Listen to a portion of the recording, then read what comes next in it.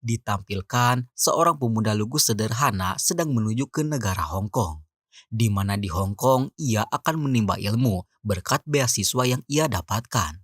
Diketahui bahwa pemuda yang bernama An Ju-yong ini lahir dari keluarga biasa saja.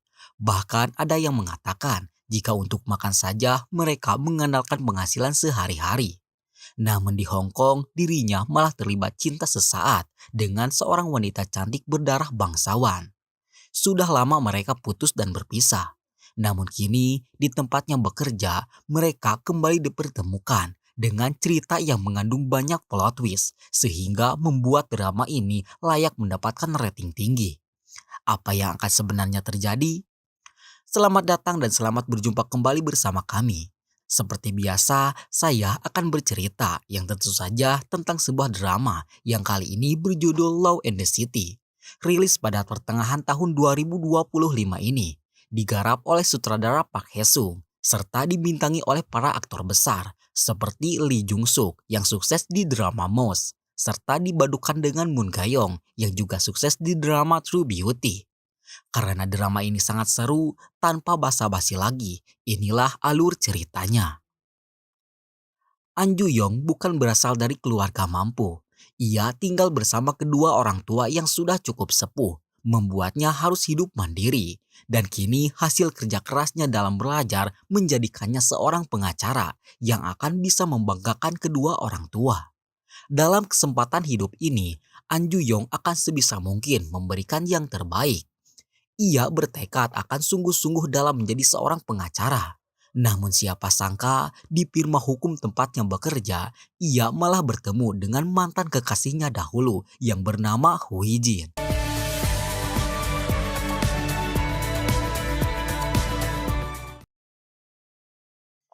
An Ju-yong juga memiliki beberapa teman, di antaranya pengacara Chang Wo, Ha Sang-gi dan juga Moon Jeong. Mereka mengadakan sebuah geng yang dinamakan dengan geng mukbang karena setiap pagi atau sepulang bekerja mereka selalu mukbang bersama sekedar untuk mempererat persahabatan. Hui Jin langsung memperkenalkan diri sekaligus menyapa An Ju-yong sebagai mantan pacarnya. Namun An Ju-yong memilih berpura-pura tidak mengenal Hui Jin.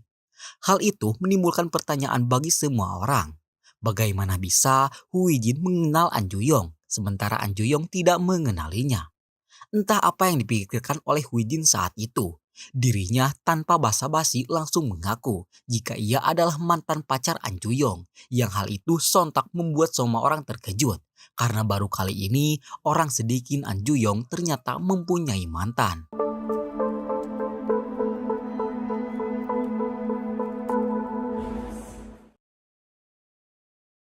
Sementara itu, kita diperlihatkan sebuah pertemuan yang dihadiri oleh orang-orang yang memiliki firma hukum yang sangat terkenal. Pimpinan dari pertemuan itu bernama Kim Hyung Min. Mengajak semua orang untuk menyatukan firma hukum mereka. Yang tentu saja hal itu akan membuat An Ju-yong dan Hui Jin akan selalu bekerja bersama. Di kemudian harinya, di saat sedang di lift, An Ju-yong akhirnya membahas tentang hubungan mereka. Dan meminta Hui Jin agar bersikap biasa saja, jangan merasa bangga karena telah menjadi mantan dirinya. Mendengar hal itu, sontak Hui Jin pun kesal karena bukan itu yang ia maksud. Hari itu, seorang saudagar kaya menagih hutang kepada seseorang yang telah sekian lama menunggak. Si pemilik hutang memilih bersembunyi bersama kedua anaknya di saat si penagih terus berusaha mendobrak pintu rumah. An Ju-yong yang sangat profesional dalam bekerja tak peduli kliennya salah atau benar. Yang meminta jasa pengacara kepadanya akan tetap ia perjuangkan. Dan di waktu yang sama pula, si pemilik hutang yang merasa tidak mendapatkan keadilan berkonsultasi kepada Hui Jin tentang permasalahannya. Dalam kasus ini, yang namanya hutang harus dibayar. Dan si pemilik hutang akan membayarnya, namun tidak ingin rumahnya harus disita. Mengingat rumahnya adalah rumah subsidi dari pemerintah. Saat pulang ke rumah, Hui Jin mendapatkan informasi yang mana dimulai hari itu dan seterusnya pemerintah menetapkan undang-undang baru jika penyewa rumah bersubsidi tidak bisa diusir dari rumah mereka hanya karena mereka menunggak hutang. Huijin lantas langsung bergegas memberitahu orang yang mempunyai hutang tentang undang-undang baru tersebut. Dan saat sidang dimulai, An Juyong dengan kepintarannya berhasil membuat hakim yakin jika rumah sepemilik hutang bisa dirampas sebagai pengganti hutang yang menunggak. Namun saat itu, si pemilik hutang menunjukkan undang-undang baru dari pemerintah soal nasibnya. An Juyong yang melihat hal itu seketika terkejut. Dan ternyata surat itu diberikan oleh Huijin kepada si pemilik hutang. Sehingga kini kasus itu tidak bisa dilanjutkan dan pihak An Juyong dinyatakan kalah. Dikalahkan oleh Huijin secara diam-diam. An Juyong tentu saja kesal kepada Huijin karena kini Huijin sudah keterlaluan dalam mencampuri urusannya. Namun Huijin bersikeras jika ia tidak ikut campur, melainkan dirinya hanya menegakkan keadilan dari pemerintah untuk menolong orang-orang yang tidak mampu. An Juyong tidak setuju akan hal itu, karena menurutnya jika rumah seseorang tidak bisa dijadikan jaminan, maka bank tidak akan memberikan pinjaman lagi kepada orang-orang yang tinggal di rumah bersubsidi. Sementara para penyewa rumah itu tidak semuanya suka menunggak hutang dan banyak yang membutuhkan pinjaman.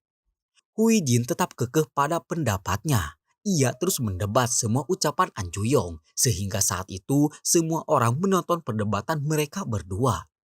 Dan di tengah situasi panas itu, tiba-tiba tersebar sebuah surat resmi tentang penggabungan semua firma hukum menjadi satu, yang membuat Huijin juga An Juyong akan bekerja di ruangan yang sama. An Juyong sendiri kini sedang berolahraga.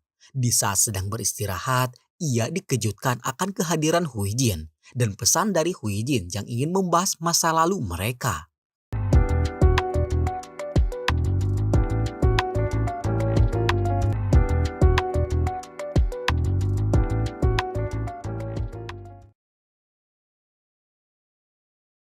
Hari itu adalah hari pertama semua firma hukum disatukan menjadi sebuah nama, yakni firma hukum Kyungmin. Kini semua orang bekerja di satu lokasi yang sama. Huijin mendapatkan kasus baru. Seorang anak bernama Gunawan tiba-tiba meninggal setelah menjalankan operasi. Orang tua Gunawan tidak terima dan menggugat pihak dokter dan rumah sakit sebagai malapraktik. Sehingga hal itu membuat panik pihak rumah sakit dan menyewa jasa Huijin untuk memenangkan persidangan. Karena menurut pihak rumah sakit, mereka sama sekali tidak melakukan malapraktik. Hal itu juga diperkuat akan rekaman saat operasi sedang dilakukan. Sidang kasus itu akhirnya dimulai. Di awal sidang, Huijin sudah dibuah kalah telak karena ternyata pihak Gunawan atau korban menemukan bukti tambahan. Bukti itu berisi beberapa video dan foto yang menampilkan jika dokter yang mengoperasi korban selalu memakai tangan kiri, yang artinya pengguna kidal. Sementara saat sedang operasi dilakukan, si dokter malah menggunakan tangan kanan. Dan itu sudah cukup untuk membuktikan jika si dokter sedang coba-coba dalam operasi yang dilakukannya. Huijin sangat stres akan hal itu. Awalnya ia mencoba ingin meminta bantuan An Juyong, namun niatnya itu ia urungkan karena merasa malu dan gengsi. Namun saat di lift, An Juyong bisa mengetahui jika kini Huijin sedang stres dan ia langsung menawarkan bantuan kepada Huijin. Huijin lantas langsung menjelaskan apa yang sedang terjadi, termasuk menampilkan video saat dokter mengoperasi. Dan di momen itu, An Juyong duduk sangat dekat, bahkan terlalu dekat, yang membuat Huijin seketika merasa terbawa perasaan. An Juyong kemudian mengajak Huijin untuk makan terlebih dahulu, untuk merelakan pikiran. Dan seketika itu, kita dibawa ke masa lalu mereka. Saat itu, mereka berdua duduk di pesawat yang sama menuju negara Hong Kong. Di bandara pun mereka sempat berpapasan, namun masih menganggap jika mereka hanyalah orang asing saja. Namun ternyata tempat yang mereka tuju ternyata sama. An Juyong mengira jika Huijin adalah orang Hong Kong yang kebetulan sedang bersama. Begitupun Huijin yang menganggap jika An Juyong adalah pribumi. Setibanya di tempat An Juyong akan ngekos, betapa terkejutnya ia tatkala ternyata Huijin juga akan ngekos di tempat yang sama. Kamar yang disewa oleh An Juyong sangat sempit dan mengharuskannya satu kamar bersama orang asing. Merasa tak ada tempat untuk istirahat, An Ju-yong pun pergi untuk makan. Dan ternyata Hui Jin juga sedang ada di sana. Dan untuk pertama kalinya, An Ju-yong pun menawarkan makan bersama kepada Hui Jin.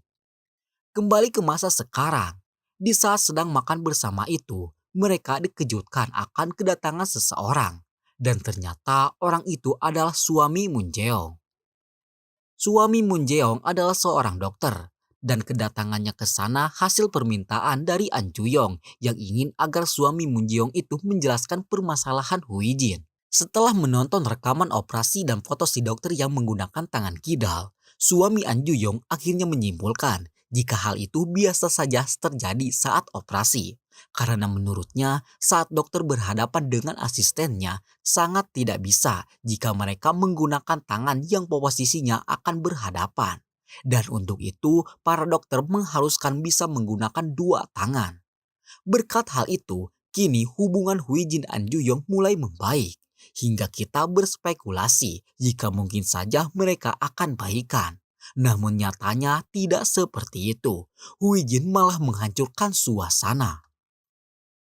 Saat itu, An Ju-yong sedang menghadiri sidang perceraian.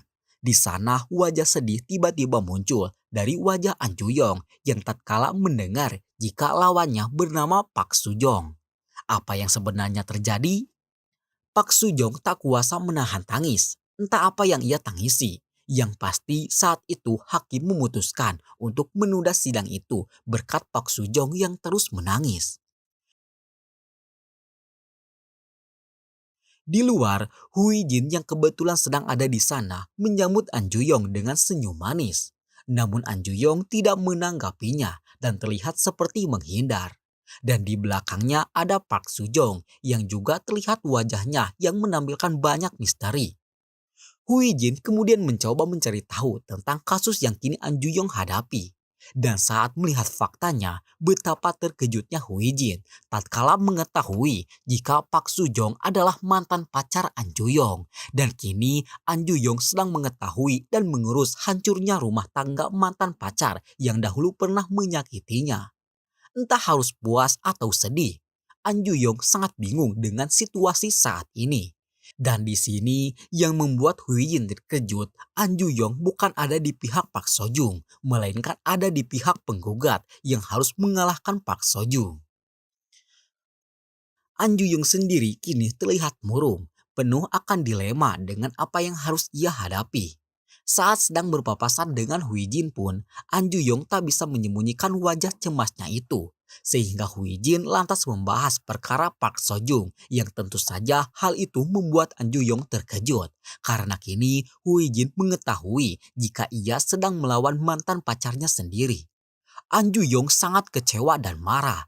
Karena menurutnya sebagai sesama mantan pacar, Hui Jin tidak ada hak untuk mengetahui urusannya.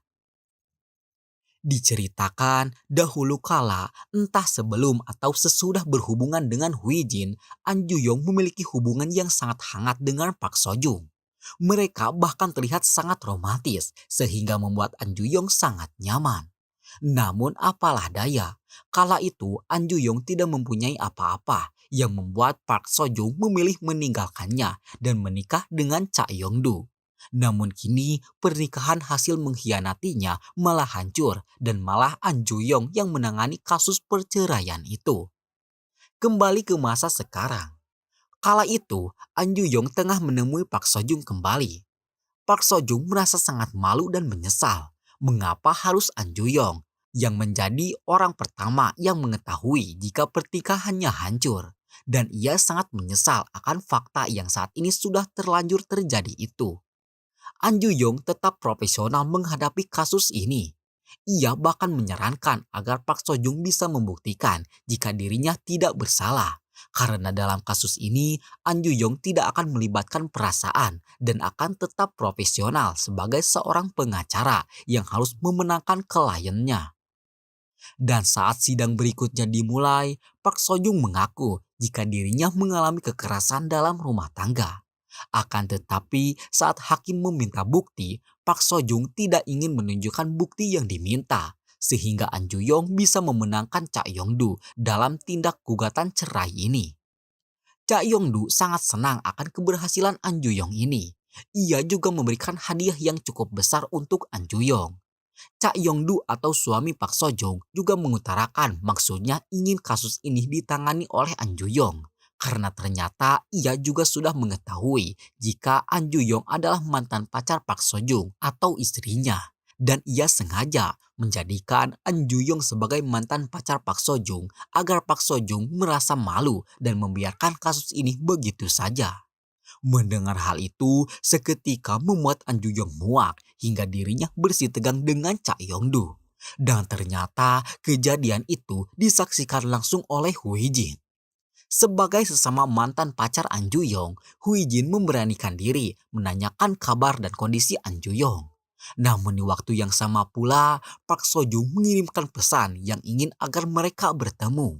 Bukan sebagai pengacara dan tergugat, melainkan sebagai mantan kekasih yang dahulu pernah saling mencintai. Dan di sini, An Juyong memilih mengabaikan Hui Jin dan memilih menemui Park Sojung.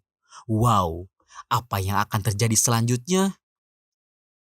An Juyong memilih untuk menemui Park Sojung dan ingin menyampaikan agar Park Sojung bisa bahagia dan menjaga dirinya dengan baik. Begitupun dengan Park Sojung, ia sangat menyesal dengan apa yang telah ia lakukan terhadap An Juyong di masa lalu. Dan ia menganggap jika perceraian ini adalah karma atas apa yang telah ia lakukan dahulu terhadapnya.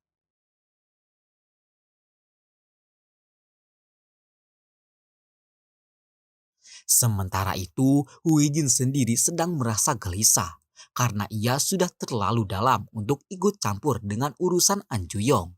Padahal kini mereka bukan siapa-siapa lagi.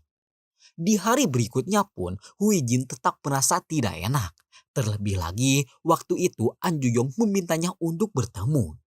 Hui Jin seketika panik dan menyangka jika mungkin saja An Juyong akan marah.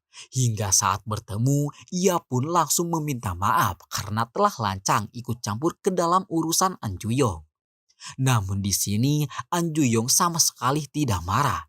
Ia bahkan memberikan beberapa makanan sebagai tanda terima kasih atas perhatian yang telah Hui Jin berikan untuknya. Cerita kemudian berpindah. Kita diperlihatkan Moon Jeong yang kala itu baru mengetahui jika kini dirinya sedang hamil. Moon Jeong tak begitu tahu apa yang harus ia rasakan, entah senang atau sedih.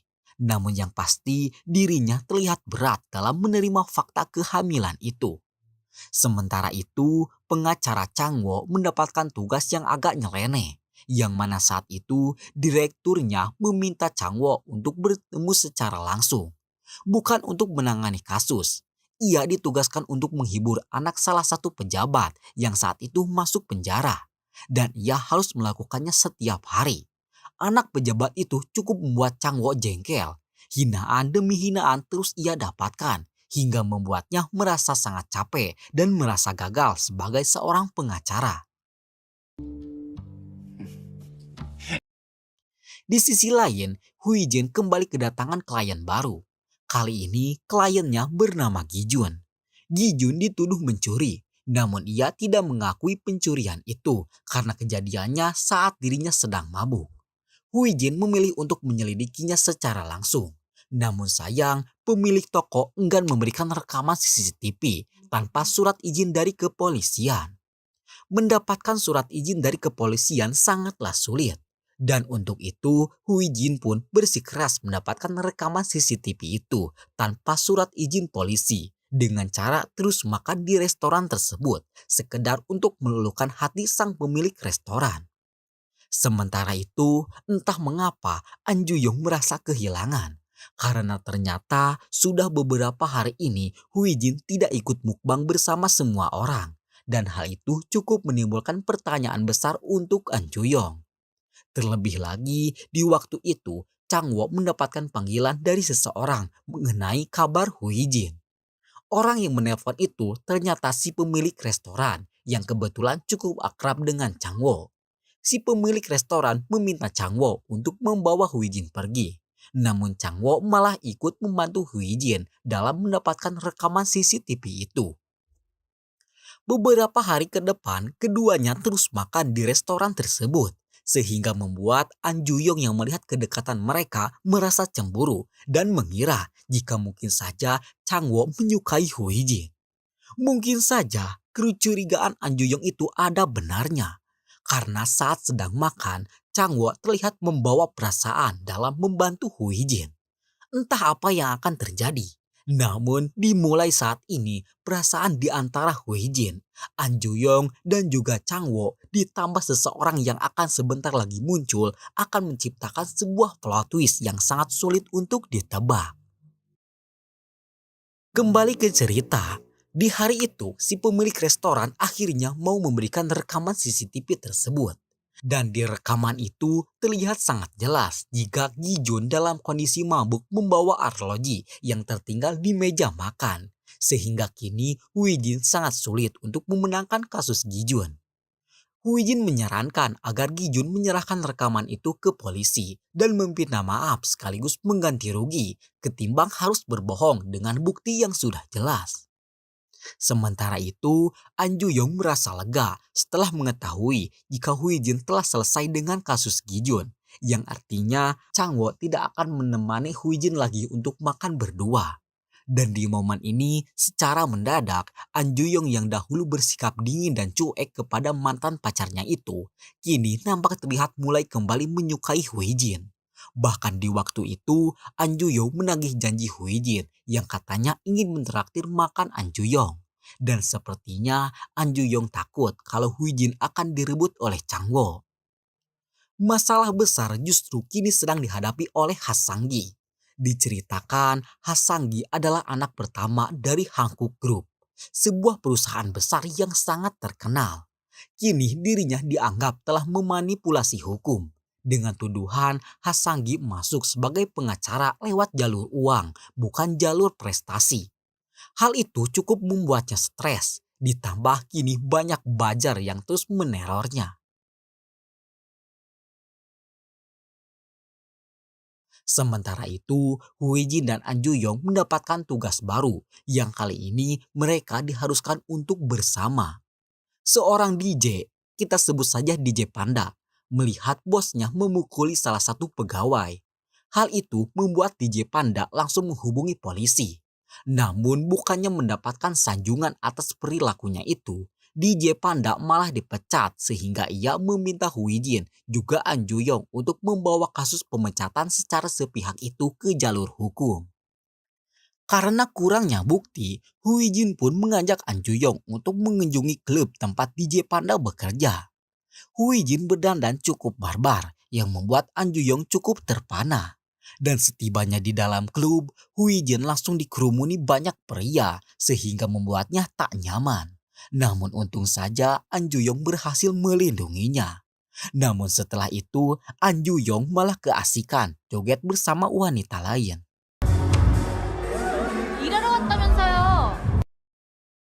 Mereka berdua kemudian menemui pegawai yang dipukuli. Pegawai itu bernama Son. Hui Jin langsung menjelaskan maksud kedatangannya. Namun Son memilih menutup diri dan menyangkal jika ia telah dipukuli. Hui Jin yang mengerti akan kondisi Son lantas memberikan kartu namanya untuk Son hubungi di luar klub tersebut. Setelahnya mereka pun makan bersama. Dan di momen itu An Juyong sangat terkejut karena ternyata Hui Jin masih memakai gelang pemberiannya dahulu saat sedang bersama di Hong Kong. Apa yang sebenarnya Hui Jin rasakan?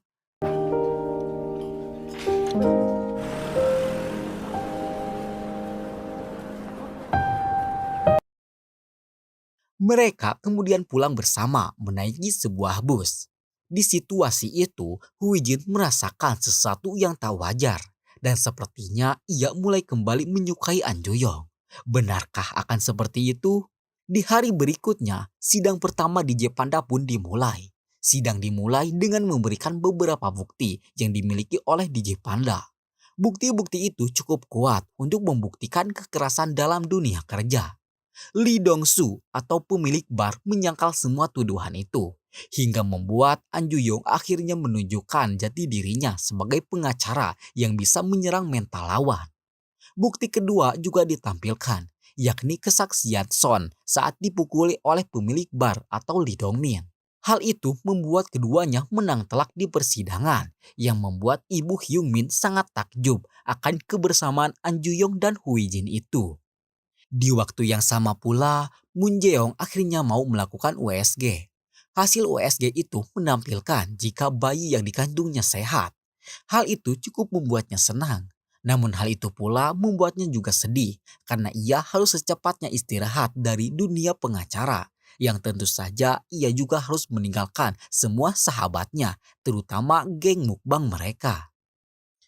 Sementara itu, kasus yang menyangkut nama Hasanggi kini makin rumit.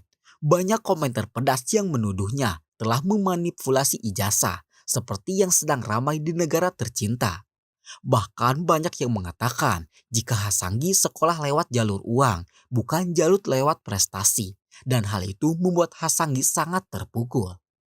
Changwo berusaha untuk membuat Hasanggi mau bertukar cerita dengannya.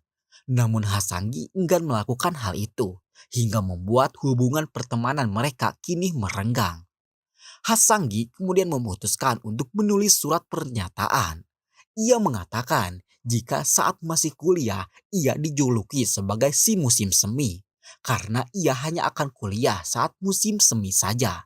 Karena di musim-musim yang lainnya, ia terpaksa harus bekerja sangat ekstra hingga memeras keringat dan air mata untuk membiayai kuliahnya. Hasanggi bukanlah orang kaya, apalagi anak dari konglomerat Hankook. Berita yang tersebar sangatlah keliru, mengingat namanya sama dengan nama dari salah satu anak konglomerat yang kini sedang viral. Hal itu membuat semua orang yang tergabung dalam geng mukbang sangat lega, karena berita itu hanyalah salah orang, bukan berita asli tentang Hasanggi, teman mukbang mereka. Di hari berikutnya, saat sedang makan bersama, situasi terlihat sangat dingin. Semua orang sibuk dengan urusan mereka masing-masing. Situasi itu seketika pecah di saat An Ju Yong mengaku jika kemarin dirinya menangani kasus perceraian mantan kekasihnya sendiri. Semua orang yang mendengarkan kabar itu tentu saja sangat terkejut. Merasa diawali, Changwo akhirnya jujur dengan pekerjaannya sekarang yang diharuskan menjadi badut dari salah satu tahanan anak pejabat. Ia sebenarnya ingin terus merahasiakan hal itu karena ia merasa telah gagal menjadi seorang pengacara. Dari kedua cerita itu ada satu cerita yang membuat semua orang speechless. Yakni saat itu Moon Jae-yong akhirnya mengaku jika kini dirinya sedang hamil. Bahkan kehamilannya pun sudah memasuki trimester kedua. 너 오늘 내가 주인공 아니었나 혹시? 갑자기 그렇게 길게 써놓고 뭘 새삼스럽게. Berkat semua pengakuan itu, kini hubungan kelima pengacara ini telah kembali membaik.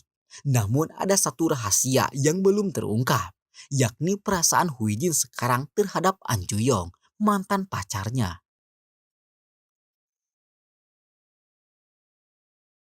Setelah mengakui kehamilan itu kepada teman mukbangnya, kini Moon Jae-yong akhirnya memberitahu suaminya tentang kehamilan itu. Namun naas, sang suami yang bernama Jisuk terlihat tidak menanggapi kabar bahagia itu. Bahkan Jisuk memilih menutup telepon tersebut yang membuat Moon Jae-yong sangat bersedih. Moon Jae-yong lalu pulang dalam situasi hati yang sangat hancur. Bahkan langkah kakinya pun terasa hampa untuk pulang dan bertemu dengan suaminya.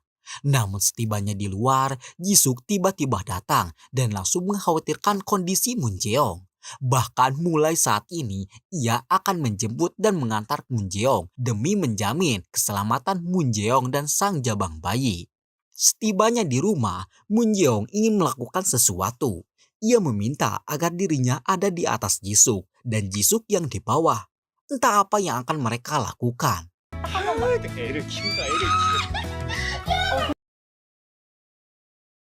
Di waktu yang sama pula, An Ju Yong bersama Hui Jin sedang berada di sebuah kafe mewah.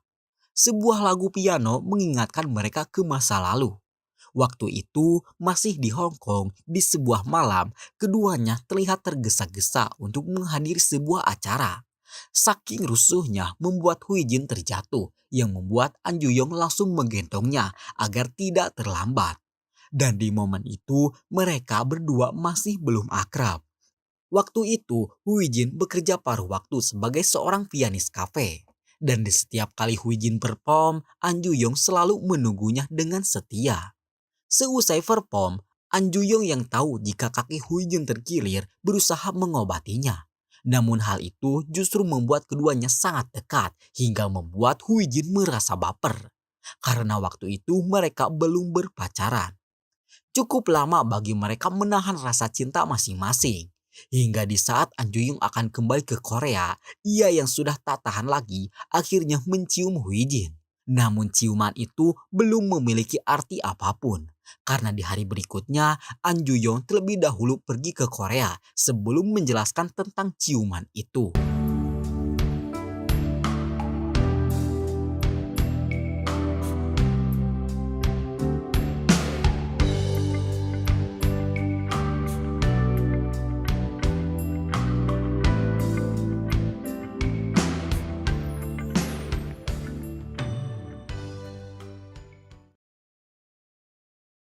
Hari-hari kini telah berlalu.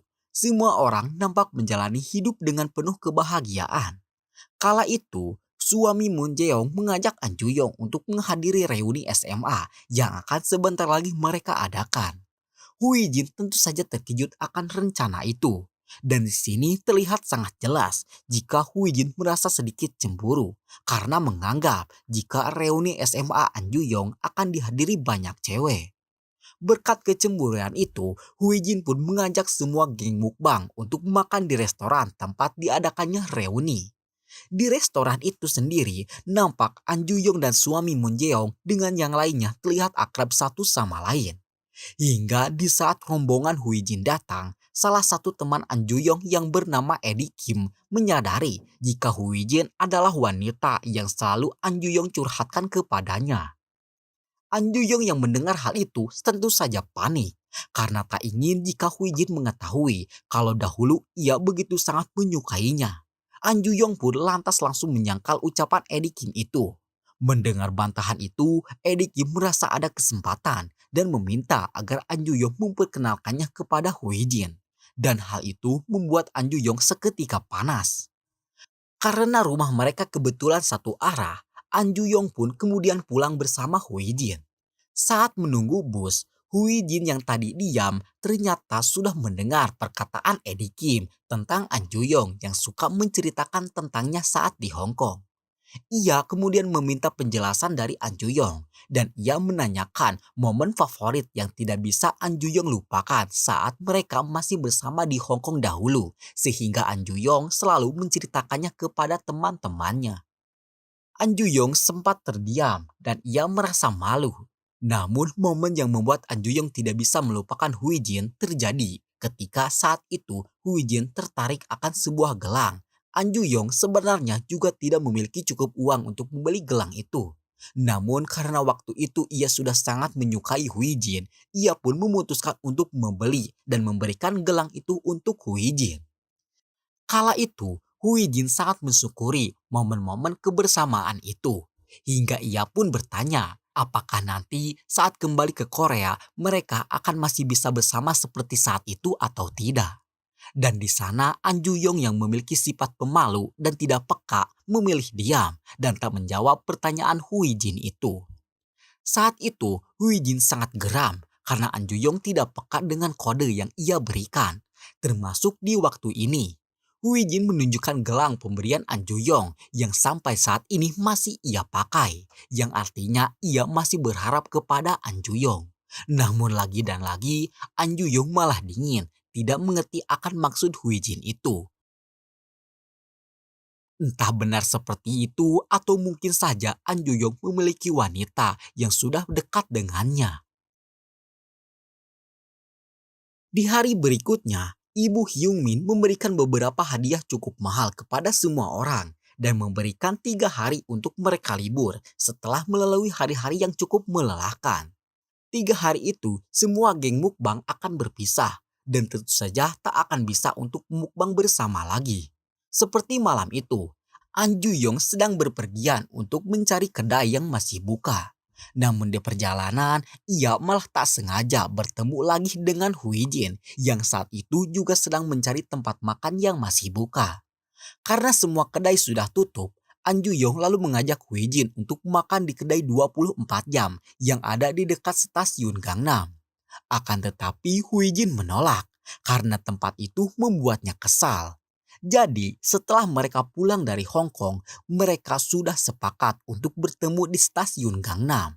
Namun naas, An Ju-yong tidak kunjung menemuinya. Padahal jika An Ju-yong datang, Hui Jin akan menganggap jika kedatangan An Ju-yong itu sebagai pengungkapkan rasa cintanya kepada Hui Jin. Mendengar hal itu, An Ju-yong pun seketika menjawab dan berkata, lain kali berkata dengan jelas agar ia mengerti maksud Hui Jin. Hui Jin pun lantas menjawab dengan berkata, mengapa harus menunggu waktu lain, kenapa tidak sekarang saja?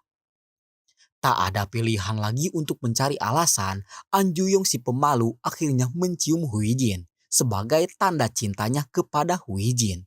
Dan kini mereka pun akhirnya bisa resmi bersama.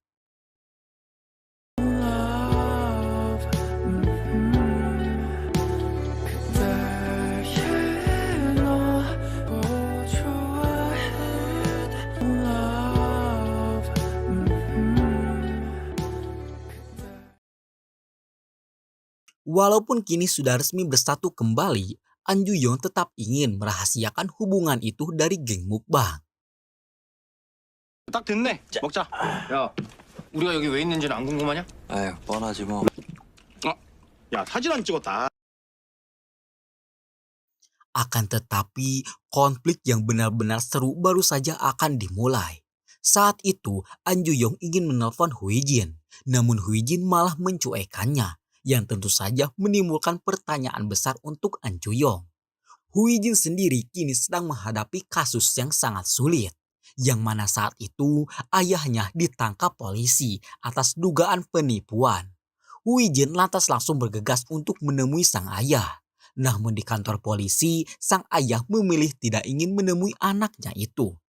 Raut wajah sedih sangat terpampang jelas di wajah Hui Jin. Sehingga saat itu An Ju-yong langsung mengerti akan kondisinya itu. Hui Jin kemudian menjelaskan jika ayahnya dituduh telah menipu dengan melakukan investasi bodong. Dan saat ini korban meminta uang ganti rugi sekaligus sang ayah harus dipenjara. Hui Jin belum mengetahui seperti apa kasus ini karena sang ayah menolak untuk bertemu dengannya. An Ju-yong lantas menawarkan diri untuk membantu Hui Jin. Dan ia akan sesegera mungkin bergegas menemui ayah Hui Jin itu untuk mengetahui seperti apa detail dari kasus yang menimpa ayah Hui Jin itu. Dengan bantuan An Ju-yong tersebut, ayah Hui Jin akhirnya mau buka suara. Di suatu malam, ia mengadakan sebuah pertemuan yang cukup besar yang dihadiri oleh para konglomerat. Dirinya berniat membeli kripto di salah satu perusahaan yang ada di luar negeri. Dalam menjalankan bisnis kripto ini, ia bekerja sama dengan seorang perempuan bernama Buk Heon. Dan mereka baru kenal 2 tahun. Buk Heon juga membantunya dalam mempromosikan kripto dan tujuan itu. Bahkan mereka sudah sepakat akan bekerja sama dalam memberi kripto itu. Di sini, tugas ayah Hui Jin memastikan pembelian kripto itu berjalan lancar. Sementara itu, tugas Buk Heon mencari orang yang mau berinvestasi kepada mereka. Namun kini, usaha kripto mereka belum berjalan. Akan tetapi, orang-orang yang katanya sudah berinvestasi menagih janjinya dan meminta uang ganti rugi. Tak hanya itu saja, Buk Heon telah memberikan pernyataan jika dirinya hanya ikut saja dan semua kendali ada pada ayah Hui Jin. Padahal ayah Hui Jin sendiri tidak tahu jika orang-orang sudah berinvestasi kepadanya. Setelah mengetahui detail itu, An Ju-yong dan geng mukbang lainnya lantas sepakat untuk membantu ayah Hui Jin. Bahkan saat itu, Moon Jae-yong langsung pergi ke kantor polisi untuk menemui Buk Heon yang juga kini sedang ditahan sebelum sidang keputusan muncul. Keterangan Buk Heon dengan ayah Hui Jin sangat jauh berbeda. Kalau menurut ayah Hui Jin, kerjasama mereka baru berjalan 2 tahun. Namun menurut Buk Heon, ia sudah bekerja sama dengan ayah Hui Jin sejak 2019 yang lalu, yang artinya sudah 5 tahun. Buk Heon juga menjelaskan jika dirinya dijebak oleh ayah Hui Jin. Ia diminta untuk mengumpulkan orang-orang yang mau berinvestasi. Namun kini setelah tugasnya selesai, ia malah dipenjara dan dituduh telah bekerja sama dengan ayah Wijin untuk menipu. Padahal ia sendiri tidak tahu uang investasi itu kemana. Hal itu membuat semua orang bingung dengan dua fakta yang berbeda. Terlebih lagi ditemukan bukti keuangan. Jika pada tahun 2019 ayah Wijin pernah membeli kripto dan hal itu menunjukkan jika perkataan Buk Heon lah yang benar. Tak hanya itu saja, ditemukan juga tanda tangan kontrak antara ayah Wijin dengan Buk Heon yang tertuliskan pada tahun 2019 yang menegaskan jika ayah Wijin lah dalang dari kasus penipuan itu dan Buk Heon bisa dikatakan sebagai korban, bukan sebagai orang yang bekerja sama dalam kasus menipu ini. An Ju-yong meminta semua orang untuk menerima fakta ini. Wijin yang mendengar seketika kecewa karena ia sangat yakin kalau ayahnya tidak salah. Sementara kekasihnya itu malah terlihat seperti orang yang menerima kalau ayah Wijin adalah otak dari kasus penipuan ini. Diceritakan, kasus ini bukan yang pertama kalinya terjadi. Dahulu juga ayah Wijin pernah dituduh menipu. Bahkan saat itu, sang ayah harus bangkrut karena perusahaannya dijual untuk mengganti kerugian korban. Padahal waktu itu, ayah Wijin hanyalah dijebak oleh saudaranya. Dan kini, setelah perusahaannya bangkit kembali, lagi dan lagi kasus ini terjadi. Dan hal itu menimbulkan pemikiran, apakah ayah Wijin memang benar menipu? Atau memang ditipu? Akan tetapi An Ju-yong yang mendengar cerita itu menemukan sedikit celah.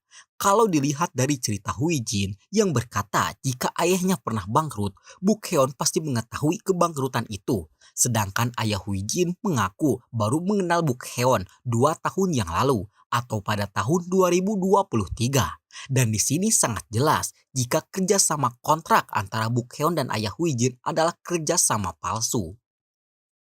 Singkat ceritanya, hari sidang putusan pun tiba.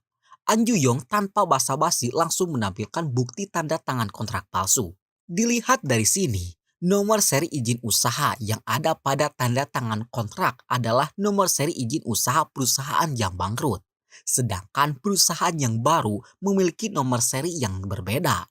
Hal itu membuktikan jika Buk Heon menggunakan kontrak palsu sebagai senjata untuk menuduh ayah Wijin. Tak hanya itu saja, Changwo yang juga memiliki perasaan suka kepada Wijin sangat bersemangat dalam membela ayah Wijin sehingga ia berhasil mematahkan mental Buk Heon. Buk Heon, hakim dan juga semua orang tentu saja terkejut.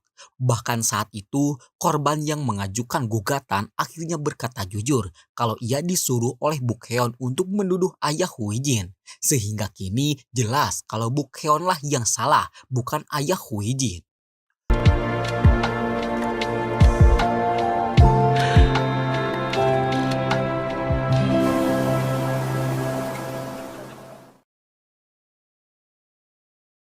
Untuk merayakan kemenangan itu, Wijin pun mentraktir semua orang. Namun di momen itu, baik Wijin maupun An Ju-yong tidak bisa menyembunyikan hubungan mereka. Sehingga kini semua orang pun tahu kalau mereka berdua sudah resmi berpacaran. Semua orang tentu saja sangat senang. Namun tidak untuk Changwo, yang ternyata selama ini juga sudah menyimpan rasa suka kepada Wijin. Akankah Changwo merelakan Wijin begitu saja? Changwo benar-benar terpukul akan kabar resminya hubungan antara Wijin dengan An Ju-yong itu. Namun ia masih berharap akan bisa memiliki Wijin sepenuhnya. Di tengah optimismenya itu, ayahnya yang seorang konglomerat memaksa Changwo untuk berhenti menjadi pengacara dan fokus untuk menjadi penerus perusahaannya. Di samping yang sama pula, Moon Jae-yong mulai lelah karena harus berpacu dengan waktu untuk mengejar kasus. Sementara dirinya harus memastikan kesehatan bayi yang ia kandung. Hal itu membuat suaminya meminta Moon Jae-yong untuk berhenti bekerja dan fokus menjadi seorang ibu rumah tangga. Namun Moon Jae-yong sangat berat kalau harus kehilangan kehidupan yang selama ini membuatnya merasa senang, apalagi harus berpisah dengan teman mukbang dirinya. Tak hanya itu saja, Hasanggi mendapatkan beasiswa untuk mendapatkan gelar dokter. Bahkan direkturnya yang bernama Ibu Kim terlihat mendukung penuh Hasanggi untuk melakukan pendidikan. Salah satu perguruan tinggi bahkan sudah siap untuk menerima kedatangan Hasanggi, dan hal itu cukup membuat Hasanggi bimbang karena perguruan tinggi itu tidak akan menerima siswa yang masih bekerja. Dan tentu saja Hasanggi harus meninggalkan pekerjaannya sebagai seorang pengacara demi menjadi seorang mahasiswa. Changwoo sendiri kini sedang mendampingi seorang murid bernama Yeonsu. Yeonsu adalah korban bully, namun saat itu Yeonsu yang tak tahan dengan bulian memberanikan diri untuk melawan dan tak sengaja menusukkan pisau ke perut si pembuli. Kini Yeonsu dituduh telah melakukan tindak percobaan pembunuhan. Ia dituntut 7 tahun penjara. Sementara si pembuli kini sedang tertawa bahagia setelah mengetahui kalau kini hidup Yeonsu akan hancur. Changwoo lantas berusaha keras untuk membela Yeonsu dengan pengakuan jika itu hanyalah sedang membela diri, bukan sengaja untuk membunuh si pembuli. Namun menurut polisi hal itu cukup sulit dan jalan satu-satunya hanyalah Yeonsu harus mengaku dan siapa tahu hukumannya cukup ringan. Changwoo sangat bersemangat karena ini adalah kasus terakhir yang akan ia hadapi. Namun sayang, direkturnya malah menyuruh Changwoo untuk meninggalkan kasus Yeonsu karena menganggap jika kasus Yeonsu tidak ada uangnya. Dan ia disuruh untuk membela seorang murid lainnya yang dalam hal ini si murid telah melakukan tindak bully. Namun ayahnya tak ingin anaknya itu dipenjara dan ia akan memberikan uang yang cukup besar asalkan firma hukum Changwoo bisa menang di persidangan nanti. Changwoo sangat muak akan direkturnya itu, namun ia tak bisa berbuat banyak mengingat ia adalah seorang karyawan. Di waktu yang sama pula, Moon Jae-young tiba-tiba pingsan. Kini ia sudah dirawat di rumah sakit. Kondisinya sangat lemah akibat terlalu capek. Dan dokter menyarankan agar Moon Jae-young banyak istirahat, mengingat kini kondisi kehamilannya sangatlah lemah.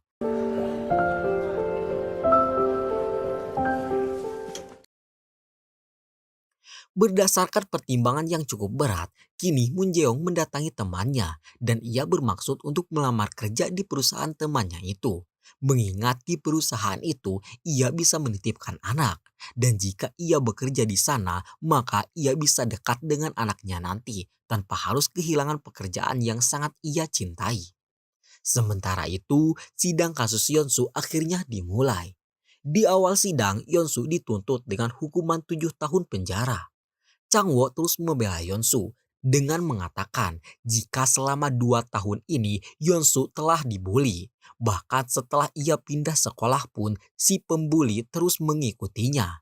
Dan kini setelah ia berani melawan, dirinya malah justru harus dipenjara padahal ia hanya bermaksud untuk menyelamatkan diri saja. Jaksa penuntut yang melihat kenyataan itu merasa iba dan ia pun menuntut Yeonsu untuk dipenjara 3 tahun dan penjaranya akan ditangguhkan selama 2 tahun. Yang artinya Yeonsu masih bisa mengikuti ujian akhir sekolah sebelum ia dipenjara. Changwoo sangat terkesan akan tuntutan jaksa itu. Dan di sini ia mulai berpikir akan menjadi seorang jaksa yang bisa membela yang lemah dan memberikan hukuman kepada orang yang benar-benar jahat. Tidak seperti sekarang yang ia harus terpaksa membela yang jahat hanya karena uang. Kasus berat juga dihadapi oleh An Ju-yong. Pagi itu ia kedatangan ibu-ibu bernama Yeni. Menurut kesaksian Yeni, suaminya telah meninggal dunia akibat bundir. Bundir di sini diakibatkan karena tekanan kerja dari perusahaannya. Bahkan perusahaan itu tidak akan memperbolehkan suaminya pulang sebelum target hariannya tercapai. Dan hal itu membuat sang suami depresi sehingga nekat untuk bundir. An Ju-yong sangat antusias mendapatkan kasus ini. Namun direkturnya berkata lain. Perusahaan yang berkaitan dengan suami Yeni justru juga meminta bantuan firma hukum An Ju-yong untuk membela diri. Dan mereka siap memberikan uang sebesar apapun itu, asalkan perusahaannya selamat. Hal itu tentu saja membuat An Ju-yong muak. Namun ia tetap profesional dan menjalankan tugasnya sehingga kini tuntutan Ibu Yeni ditolak dan perusahaan yang membuat suami Ibu Yeni meninggoy bebas dari tuntutan apapun.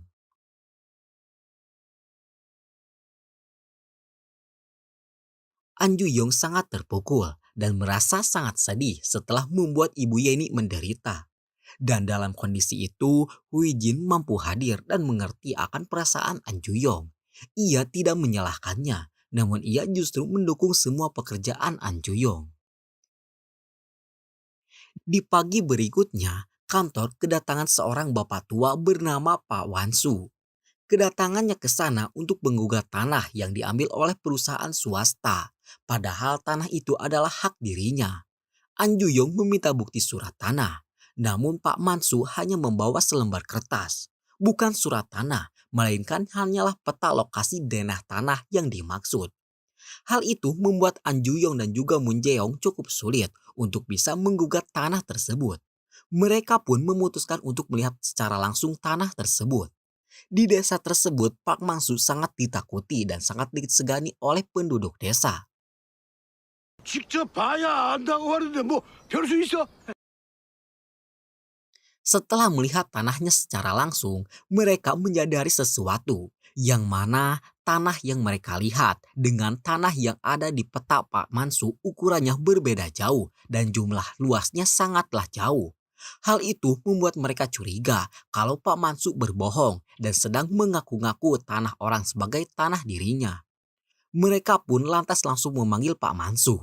Moon Jae-yong langsung berkata jika mereka tidak bisa menggugat tanah itu, mengingat surat yang dibawa oleh Pak Mansu tidak bisa menjadi barang bukti. Ditambah isi surat dengan peta yang sesungguhnya yang mereka ukur jauh berbeda, dan mereka yakin jika Pak Mansu telah berbohong. Pak Mansu sangat marah. Ia menambahkan jika ia berjuang untuk keadilan. Kalau bukan dirinya, maka tanah itu akan terus diakui oleh pemilik yang tidak sah. Di sini An Ju-yong menyadari sesuatu, dan oleh karena itu ia pun kembali mengukur luas tanah itu berdasarkan arsip nasional.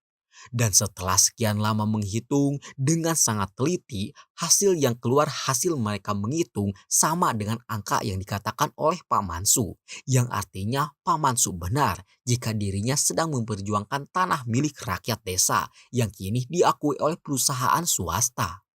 Namun sayang, saat hendak memberikan kabar itu, Pak Mansu dikabarkan telah meninggal dunia dengan menghembuskan napas terakhirnya di umurnya yang ke-80 tahun.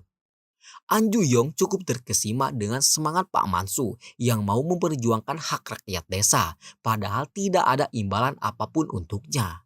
Berdasarkan hal itu, ia pun akan terus mengukur tanah itu untuk melanjutkan perjuangan Pak Mansu. Namun sayang, direkturnya yang gila uang menyuruh An Ju-yong untuk menghentikan kasus tanah itu. Mengingat kini tidak akan ada lagi orang yang akan membayar pekerjaan mereka. Mendengar perintah itu, sekali lagi An Ju-yong merasa kecewa dan bersedih hati. Namun ia juga sadar kalau dirinya tidak bisa berbuat apa-apa. Kasus yang menyayat hati juga sedang dihadapi oleh Hui Jin. Waktu itu, ia harus mendampingi seorang tahanan yang telah membunuh adiknya sendiri. Diceritakan, tahanan itu bernama Nenek Jia. Nenek Jia memiliki seorang adik yang mengidap penyakit demensia. Ia sangat menyayangi adiknya itu, mengingat hanya dirinya lah satu-satunya keluarga yang sang adik miliki. Sudah 10 tahun lamanya ia merawat adiknya itu.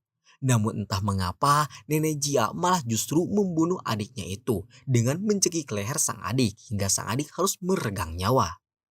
Anak-anak Nenek Jia sangat membenci pamannya yang sudah meninggal itu. Karena setelah 10 tahun ibu mereka mengurus sang paman, malah justru sang paman yang menyebabkan ibu mereka harus dipenjara. Dan oleh karena itu, ia meminta Hui Jin untuk bisa mengetahui apa yang sebenarnya terjadi. Hui Jin pun langsung mendatangi TKP, dan di sana ia menemukan buku catatan milik Nenek Jia. Tak hanya itu saja, ia menemukan sebuah promo dari salah satu rumah sakit untuk orang-orang yang mengidap kanker. Seketika itu Huijin pun sadar jika kini nenek Jia sedang mengidap penyakit kanker. Ia lantas langsung kembali menemui nenek Jia dan memberikan fakta yang telah ia temukan kalau nenek Jia mengidap penyakit kanker. Dan pada akhirnya nenek Jia pun luluh dan mau menceritakan kesaksiannya. Nenek Jia mengaku jika ia sangat menyayangi adiknya. Bahkan ia tak peduli jika harus mengurus adiknya itu selama-lamanya. Namun suatu hari ia divonis pengidap kanker stadium akhir yang artinya umurnya tak akan lama lagi. Ia tidak takut mati. Yang ia takutkan, ia mati sebelum adiknya sembuh. Karena jika nenek Jia mati meninggalkan adiknya yang masih sakit, otomatis kedua anaknya akan mengurus adiknya itu. Dan nenek Jia tidak ingin adiknya itu menjadi beban kedua anaknya. Maka dari itu, ia pun memilih mempateni adiknya sendiri karena tak ingin kedua anaknya membenci pamannya itu hanya karena harus mengurus sang paman. Semua orang yang ada di persidangan dibuat tersentuh akan cerita itu. Huijin memperjuangkan agar nenek Jia mendapatkan keringanan hukuman. Dan untung saja setelah melalui perjuangan panjang, nenek Jia divonis hukuman 10 tahun penjara.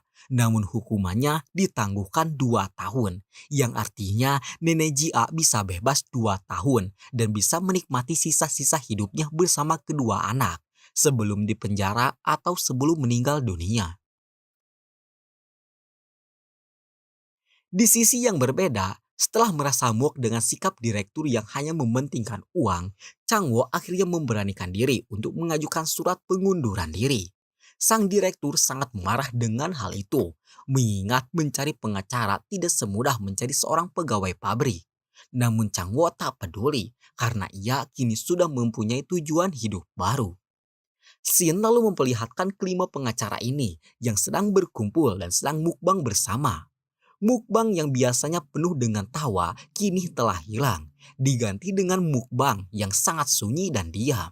Di tengah kesunyian itu, Hasanggi berpamitan dengan berkata kalau ia akan berhenti menjadi pengacara dan akan melanjutkan pendidikan untuk meraih gelar dokter. Perkataan Hasanggi itu dilanjutkan oleh Changwo yang juga akan berhenti dan ia memutuskan untuk menjadi seorang jaksa. 사내변 자리 있다 그래서 붙으면 이직. 응, 그렇게 됐어.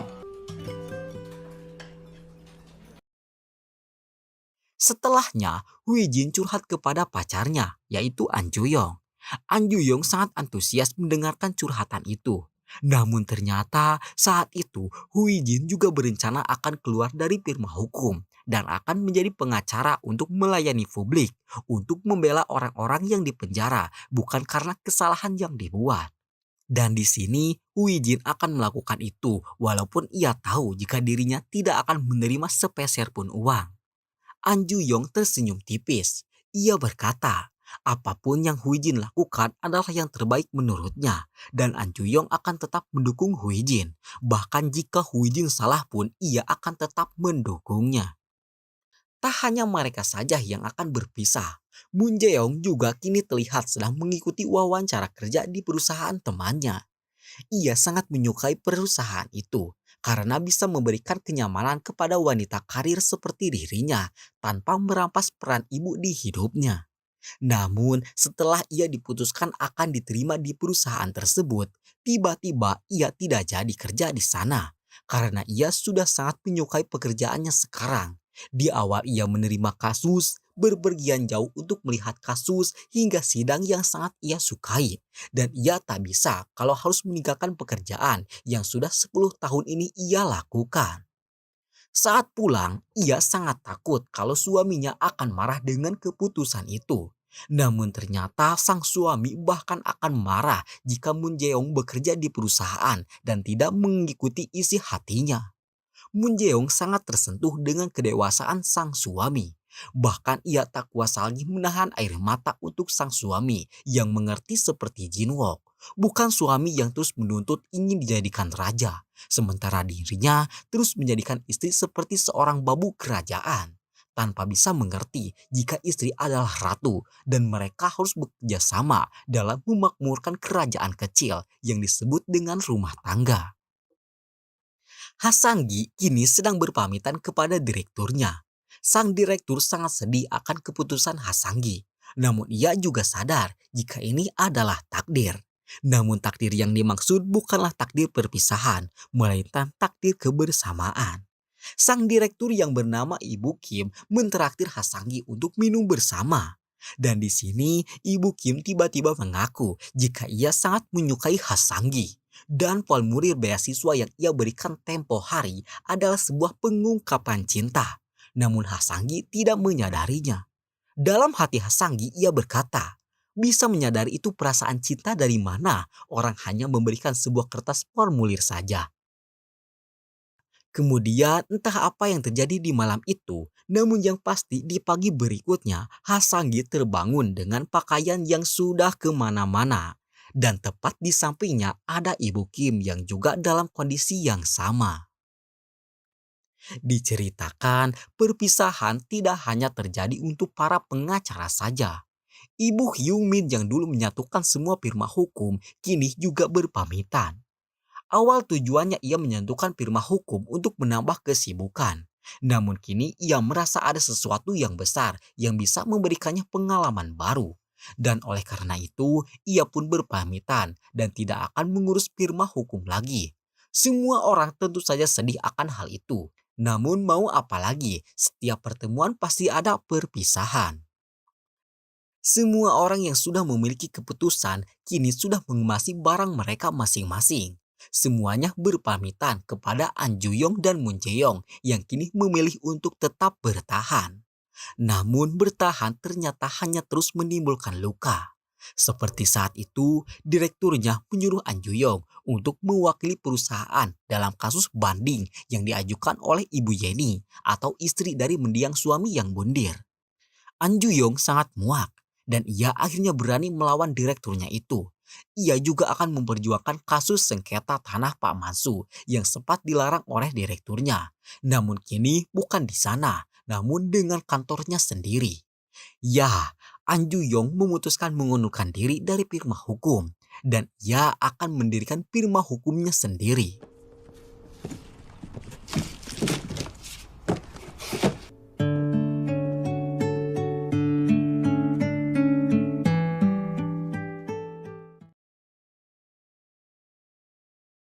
Singkat cerita, beberapa tahun telah berlalu. Kita diperlihatkan Moon Jae-yong yang kini sudah selesai cuti melahirkan. Ia kembali ke firma hukum dengan pengacara-pengacara baru yang sibuk dengan dunianya sendiri. Firma hukum itu kini telah berubah menjadi seperti dahulu lagi, menjadi firma dengan nama masing-masing. Hasanggi kini menjadi mahasiswa teladan. Ia bahkan menjadi mahasiswa yang sangat diandalkan oleh para dosen. Seperti saat itu, ia mengabsen orang-orang yang hadir. Dan di antara para mahasiswa muda ada Ibu Hyung Min yang juga ikut menimba ilmu di sana. Sepulang kuliah, ia dijemput oleh kekasihnya, yakni Ibu Kim. Dan kini hubungan mereka sangatlah hangat dan romantis. Sementara itu, Chang Wo kini sudah berhasil menjadi seorang jaksa. Dan kini ia sedang berhadapan secara langsung dengan direkturnya di masa lalu.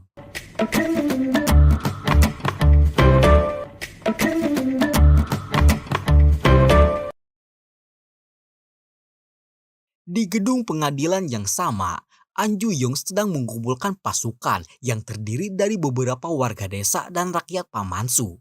Semua orang satu komando di bawah perjuangan An Ju-yong yang menggugat tanah yang menjadi hak mereka. Dan gugatannya dimenangkan dengan tanah yang kembali menjadi hak rakyat desa. Firma hukum An Ju-yong ini mulai menjadi firma hukum yang besar. Dan tepat di depan gedung miliknya itu berdiri gedung kecil milik Hui Jin yang memberikan pelayanan bagi orang-orang yang kurang mampu untuk mendapatkan keadilan. Dan inilah akhir dari drama Law and the City. Ditutup dengan semua pengacara yang kini sudah berbeda haluan, namun tetap bersama untuk mempertahankan kebersamaan yang sudah bertahun-tahun terjaga. Sekian dari kami, mohon maaf atas segala kesalahan dan kekurangan. Sekian dan terima kasih banyak.